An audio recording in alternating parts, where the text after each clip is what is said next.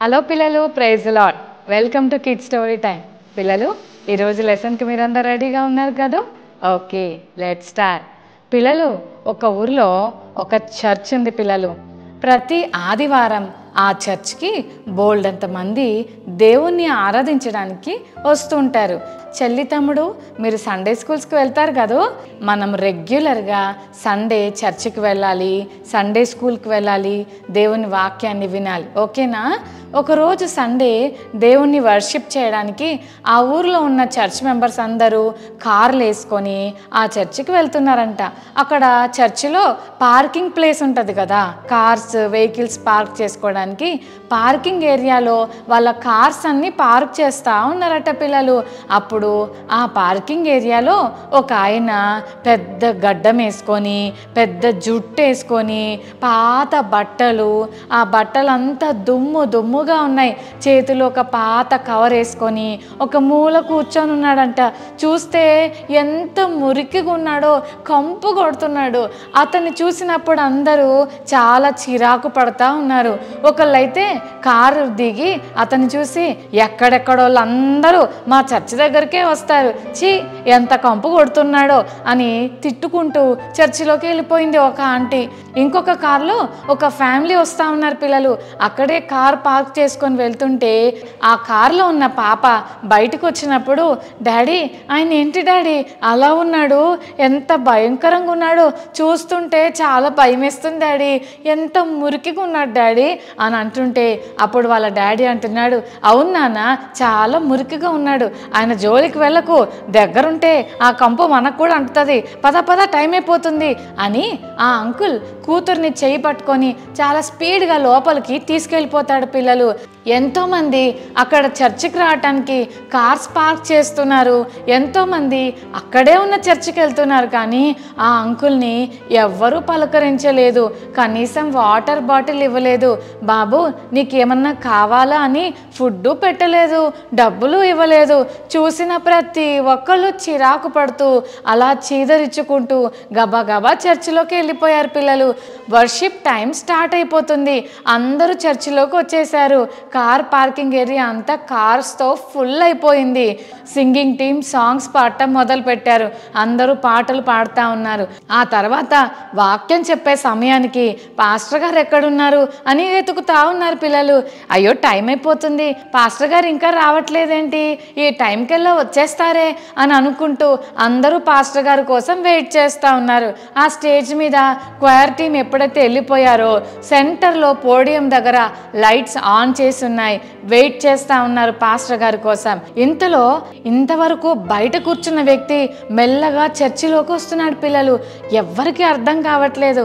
కొంతమందికి ఎంత కోపం వచ్చిందో ఆయన చూసి తిట్టుకుంటున్నారు, ఈయనేంటి చర్చి బయట ఉండటానికి పర్మిషన్ ఇవ్వడమే పెద్ద గొప్ప విషయం, అలాంటిది ఈ మురికి బట్టలు వేసుకొని, ఈ చింపిరి జుట్టు వేసుకొని చర్చి లోపలికి వచ్చేస్తున్నాడేంటి అని అందరూ కోపంగా చూస్తున్నారు పిల్లలు. కానీ ఆ పాత బట్టలు వేసుకున్న ఆ వ్యక్తి మెల్లగా నడుచుకుంటూ అలాగే స్టేజ్ దగ్గరకు వచ్చాడు. బాబోయ్ స్టేజ్ ఎక్కేస్తున్నాడు, ఎంత ధైర్యం ఈయనకి అని అందరూ కోపంగా చూస్తున్నారు పిల్లలు. అప్పుడు ఆ వ్యక్తి స్టేజ్ దగ్గర ఆ పోడియం దగ్గర నిలబడి మెల్లగా అంటున్నాడు, ప్రియమైన విశ్వాసులారా, యేసయ్య ప్రేమను చూపించటం అంటే ఇతరులకు సహాయం చేయటం.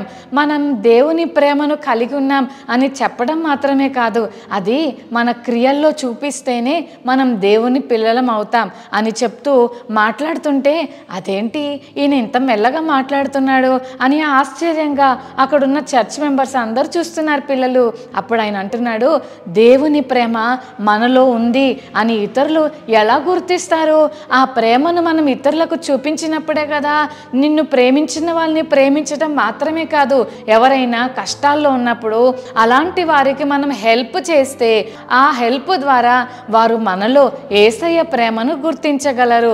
కాబట్టి మీలో ఎవరైనా ఈ వారంలో యేసయ్య ప్రేమను చూపించగలిగారా అని అంటూ మెల్లగా తన గడ్డాన్ని ఇలా బయటికి లాగేశాడు పిల్లలు. మీకు అర్థమైందా?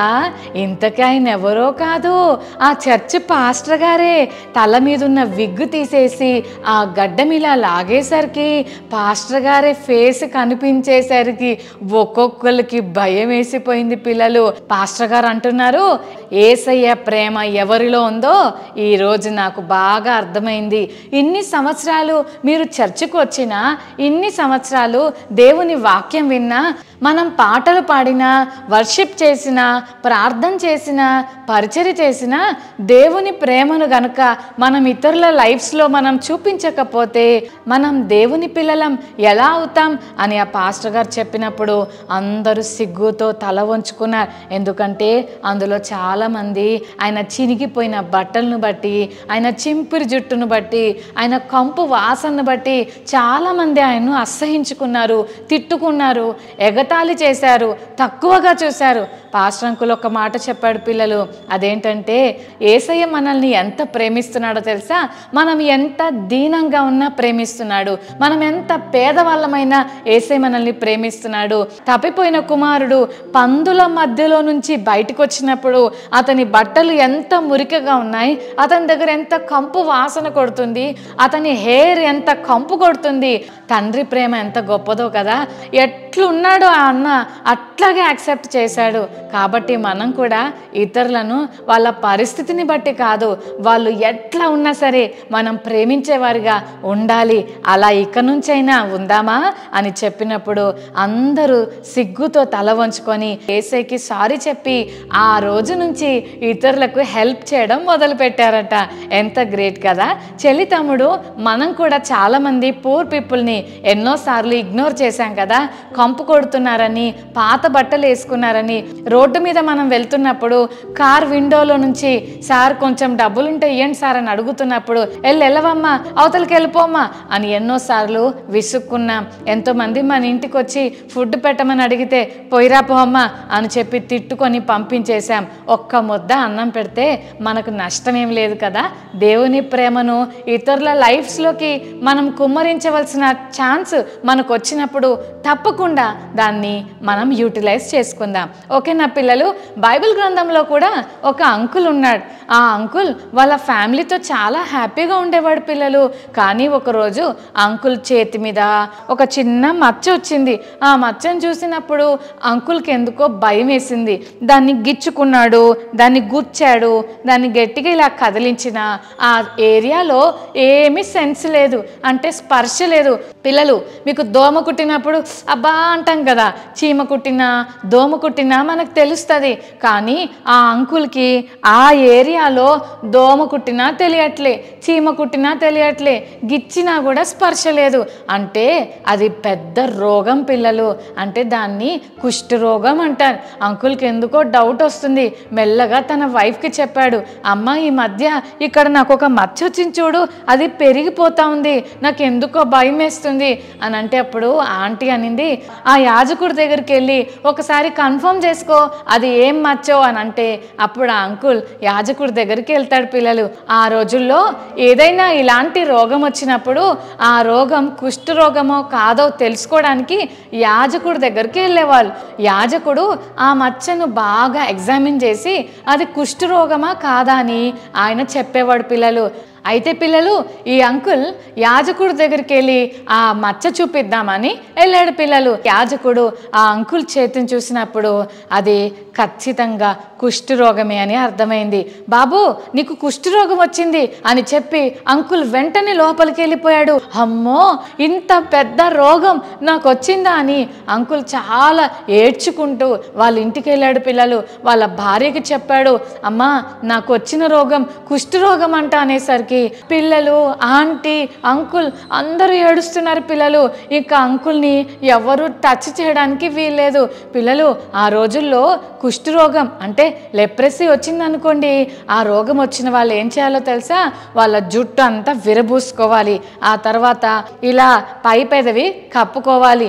అంతేకాదు పిల్లలు, వాళ్ళ బట్టలు చింపుకోవాలి. ఆ తర్వాత రోడ్డు మీద వెళ్తున్నప్పుడు ఏమనాలో తెలుసా? ఇలా అడ్డం పెట్టుకొని నేను అపవిత్రుడను, నేను అపవిత్రుడను అని కేకలు వేస్తూ ఆ రోడ్డు మీద వెళ్ళాలి. మనుషుల మధ్యలో తిరగడానికి పర్మిషన్ లేదు. ఆ రోగం వచ్చిన వాళ్ళంతా ఊరు బయట ఉండాలి. ఎప్పుడైనా ఒకవేళ లోపలికి వస్తే మనుషులు ఎవరైనా వాళ్ళని చూస్తే రాళ్లతో కొట్టేస్తారు పిల్లలు. అంత డేంజర్ రోగం ఆ అంకుల్కి వచ్చింది. డాడీ మీరు లేకపోతే మాకు ఎట్లా డాడీ, మేము ఎట్లా బ్రతకాలి డాడీ అని పిల్లలు ఏడుస్తున్నారు. ఆంటీ ఏడుస్తుంది, అంకుల్ ఏడుస్తున్నారు. అంకుల్ బట్టలన్నీ ప్యాక్ చేసి ఆంటీ అలా పడేస్తే ఆ బట్టలు తీసుకొని ఆ అంకుల్ ఆ ఊరు అవతలికి వెళ్ళిపోయాడు. తనతో పాటు ఎంతోమంది లెప్రసీ వాళ్ళు ఉంటే వాళ్ళందరితో కలిసి ఈ అంకుల్ జాయిన్ అయిపోయి అలా కొన్ని రోజులు వాళ్ళతో గడుపుతున్నప్పుడు ఒకరోజు యేసు ప్రభు ఆ ఊరు వచ్చాడని తెలుసుకున్నాడు పిల్లలు. వెంటనే ఈ అంకుల్కి ఒక ఆలోచన వచ్చింది.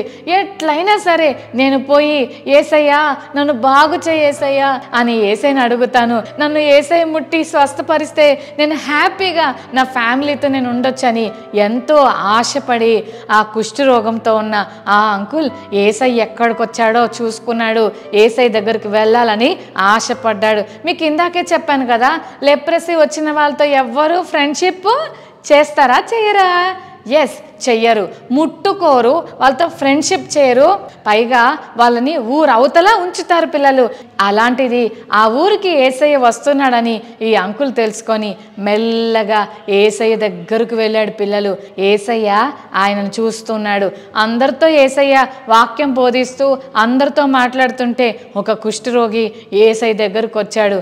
అమ్మో ఎవరైనా నన్ను చూసారంటే ఎందుకు వచ్చావరా మా మధ్యలోకి అని రాళ్లతో కొట్టి చంపుతారేమో అని భయపడుకుంటూ ఈ అంకుల్ యేసయ్య దగ్గరికి వచ్చాడు పిల్లలు. యేసయ్య ఆయన్ని చూశాడు.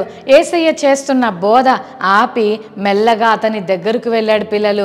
అక్కడికి వెళ్ళి యేసయ్య అతన్ని చూస్తున్నాడు. అప్పుడు ఆ అంకుల్ అన్నాడు, యేసయ్య నీకు ఇష్టమైతే నన్ను శుద్ధిని చేయవా యేసయ్య అని అడిగాడు పిల్లలు. యేసయ్యకు ఆయన చూడగానే ఎంత కనికరం అనిపించిందో. ఎట్లయినా సరే నా హృదయంలో ఉన్న ప్రేమ అతని లైఫ్లో నేను కుమ్మరించాలి. ఎంతమంది ఈ లోకంలో ఉన్నా ఇతనికి వచ్చిన లెప్రసీని బట్టి ఊరంతా ఇతన్ని వదిలేశారు. చాలా లోన్లీగా బ్రతుకుతున్నాడు కదా, నాకెందుకో ఈ మనిషిని చూస్తుంటే చాలా ప్రేమ అనిపిస్తుంది అని యేసయ్య అన్నాడు. నాకు ఇష్టమే, నువ్వు శుద్ధుడు అయిపోతావు అని చెప్పి యేసయ్య అతన్ని ముట్టుకున్నాడు పిల్లలు. మీకు విషయం తెలుసా, ఆ రోజుల్లో ఎవ్వరు కుష్ఠరోగిని ముట్టుకునే వాళ్ళు కాదు. ముట్టుకుంటే మనం కూడా అపవిత్రం అయిపోయాం అని అనుకుంటారు, అంత దూరం పెడతారు. అలాంటిది యేసయ్యకు ఆ అంకుల్ని చూడగానే ఎందుకో చాలా ప్రేమ అనిపించింది. ఎవ్వరూ ఆయన్ని ముట్టుకోకపోతే యేసయ్య ఆ అంకుల్ని ముట్టుకొని అతన్ని స్వస్థపరిచాడు. అప్పుడు ఆ అంకుల్ చాలా అద్భుతంగా హీల్ అయిపోయాడు పిల్లలు. అతనికి ఉన్న రోగం అంతా వెళ్ళిపోయింది. వావ్, ఎంత గ్రేట్ కదా. యేసయ్య థ్యాంక్ యూ యేసయ్య, ఇన్ని రోజుల నుంచి ఈ రోగం వల్ల నేను అందరికీ దూరం అయిపోయాను. ఇంకా కొన్ని రోజుల్లో ఈ రోగం ముదిరిపోతే నేను చచ్చిపోతానేమని భయం వేసింది. యేసయ్య నాకున్న రోగం నుంచి నన్ను స్వస్థపరిచినందుకు నీకు చాలా థ్యాంక్స్ యేసయ్య అని ఒకటే యేసయ్యకు థ్యాంక్స్ చెప్తున్నాడు పిల్లలు. అప్పుడు యేసయ్య అన్నాడు, ఈ విషయం ఎవరికి చెప్పొద్దు, నువ్వు దేవుని మందిరంలోకి వెళ్ళి యాజకుడి దగ్గరికి వెళ్ళి ఒకసారి కనపడిరా అని చెప్పాడు పిల్లలు. ఎవరికి చెప్పొద్దంటే ఈ అంకుల్ ఏమన్నా ఆగుతాడా? అందరికీ యేసు ప్రభు నన్ను స్వస్థపరిచాడు, చూడండి కావాలంటే చూసుకోండి, నాకు కుష్ఠరోగం లేదు అని ఎంత హ్యాపీగా అందరికీ చెప్పుకుంటూ ఆ ఊరంతా చెప్పేశాడు పిల్లలు కదా. ఎంత సంతోషం. మనకి ఏదైనా గుడ్ న్యూస్ తెలిస్తే ఉంటామా పిల్లలు? అందరికీ చెప్పాలని అనిపిస్తుంది కదా. వావ్, నిజమే, యేసయ్య రోగం నుంచి స్వస్థపరిచే దేవుడు. పిల్లలు మీకు విషయం తెలుసా, ఈ కుష్ఠరోగం పాపంతో పోల్చబడింది. కుష్ఠరోగం గురించి ఇందాకే మీకు చెప్పాను, ఆ మచ్చ మీద గిచ్చిన కొట్టిన ఏమీ స్పర్శ లేదని. పాపం కూడా అలాంటిదే. మన హృదయంలో పాపం ప్రవేశించినప్పుడు దాన్ని గనుక మనం తీసేసుకోకపోతే బ్యాడ్ పనులు చేయటం అలవాటైపోతుంది. ఇంకా తప్పుగా అనిపించదు. ఒక అబద్ధం ఆడినప్పుడు గనక మనం తెలుసుకొని విడిచిపెట్టకపోతే అబద్ధాలు చాలా ఈజీగా ఆడేస్తూ ఉంటాం. కానీ పిల్లలు పిల్లలు అది ఎంత డేంజరో తెలుసా? బైబిల్ చెప్తుంది పాపం వలన వచ్చే జీతం మరణమని. ఇప్పుడు చూశారు కదా పిల్లలు, లెప్రసీ రావడం వల్ల ఫ్యామిలీకి సొసైటీకి దూరంగా అంకుల్ ఎలా వెళ్ళిపోయాడో, పాపం ఎప్పుడైతే మన లైఫ్లోకి వస్తుందో పాపం మనల్ని దేవుని నుండి మనల్ని దూరం చేసేస్తుంది, దేవుని దగ్గర ఉండనివ్వదు పిల్లలు. ఈ రోగం ఎలాగైతే పెరిగి పెరిగి పెరిగి పెద్దదవుతుందో పాపం కూడా మన లైఫ్లోకి ఎంటర్ అయినప్పుడు పెరిగి పెరిగి పెద్దదవుతుంది. ఈ పాపం నుంచి విడిపించడం ఎవ్వరి వల్ల కాదు. అయితే యేసయ్య మాత్రమే పాపము నుండి విడిపించడానికి లోకానికి వచ్చాడని బైబిల్ చెప్తుంది. అంకుల్ ఎలాగైతే రోగం నుంచి విడుదల పొందాడో నీవు కూడా నీ హృదయంలో ఉన్న పాపం నుంచి విడుదల పొందడానికి యేసయ్య హెల్ప్ తీసుకో. యేసయ్య తప్పకుండా హీల్ చేస్తాడు. నీ హృదయాన్ని కంటిన పాపం అంతా తీసేస్తాడు. అప్పుడు అంకుల్ ఎలాగైతే అందరికీ చెప్పడానికి వెళ్ళిపోయాడో నువ్వు కూడా యేసయ్య నీ జీవితంలో చేసిన మిరాకిల్ని ఇతరులకు చెప్పు, దేవుణ్ణి మహిమపరచు. యాజకుని దగ్గరికి వెళ్ళమని చెప్పినట్లుగా నీవు కూడా దేవుని మందిరానికి వెళ్ళు. ఇందాక విన్నాం కదా, ఆ చర్చిలో ఉన్న పాస్టర్ అంకుల్ వాళ్ళ చర్చ్ మెంబర్స్ అందరికీ ఏం చెప్పాడు? దేవుని ప్రేమ మన హృదయంలో నుండి ఇతరుల లైఫ్స్లోకి మనం అందించినప్పుడే మనం దేవుని పిల్లలం అవుతామని. అలాగే మనం కూడా ఈ రోజు నుంచి ప్రతి వారం దేవుని మందిరానికి వెళ్తూ, సండే స్కూల్కి వెళ్తూ, దేవుని వాక్యాన్ని నేర్చుకుంటూ, దేవుని ప్రేమను చూపించే అవకాశం వచ్చిన ప్రతిసారి దాన్ని ఉపయోగించుకుందాం. మన వల్ల అయిన హెల్ప్ తప్పకుండా మనం చేసినప్పుడు రోగంతో ఉన్నవారికి, కష్టాల్లో ఉన్నవారికి, ఒంటరిగా ఫీల్ అవుతున్న వారికి యేసయ్య ప్రేమను చూపిస్తూ, యేసయ్య ప్రేమ కలిగిన మాటల్ని ఎప్పుడైతే మనం అందిస్తామో అప్పుడే దేవుని ప్రేమ మన లైఫ్లో నుండి ఇతరులకు వెళ్తుంది. దాన్ని బట్టే మనం దేవుని పిల్లలుగా గుర్తించబడతాం. ఇప్పటి నుండి అందరూ అలా జీవిస్తారు కదూ. రైట్, కళ్ళు మూసుకోండి, చిన్న ప్రార్థన చేసుకుందాం. ప్రేమగల తండ్రి, మీకు వందనాలు ప్రభువా. ఈరోజు కిడ్ స్టోరీ టైం ద్వారా మీరు మాతో మాట్లాడినందుకు వందనాలు. నీ ప్రేమను ఇతరుల లైఫ్లోకి కుమ్మరించడానికి ఏ అవకాశం వచ్చినా దాన్ని వదులుకోవద్దని మీరు ఈరోజు కిడ్ స్టోరీ టైం ద్వారా మాకు నేర్పించినందుకు వందనాలు. ఈరోజు నుండి నీ బిడ్డలుగా మేము జీవిస్తూ నీ ప్రేమను ఇతరులకు చూపించే కృప మాకు దయచేయమని యేసు నామమున వేడుకొని ప్రార్థిస్తున్నాం తండ్రి, ఆమేన్.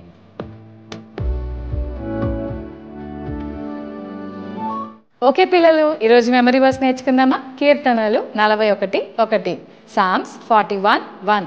బీదలను కటాక్షించేవాడు ధన్యుడు, ఆపత్కాలమందు యెహోవా వానిని తప్పించును. మరోసారి నేర్చుకుందామా? కీర్తనలు 41:1. బీదలను కటాక్షించేవాడు ధన్యుడు, ఆపత్కాలమందు యెహోవా వానిని తప్పించును. కీర్తనలు 41:1, psalms 41:1. Okay children, God bless you.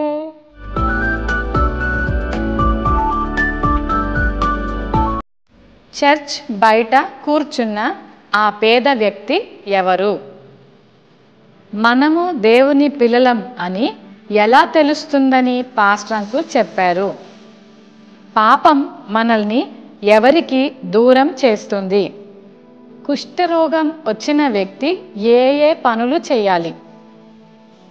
కుష్ఠరోగం ఉన్న వ్యక్తిని యేసయ్య ప్రేమిస్తున్నట్టు ఎలా చూపించాడు?